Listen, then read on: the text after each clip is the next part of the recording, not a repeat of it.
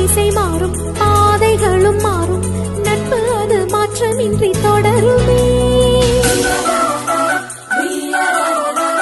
சொந்தம் 100 வரும், வந்து வந்து போகும், என்றும் உந்தன் நட்பு மட்டும் வேண்டுமே.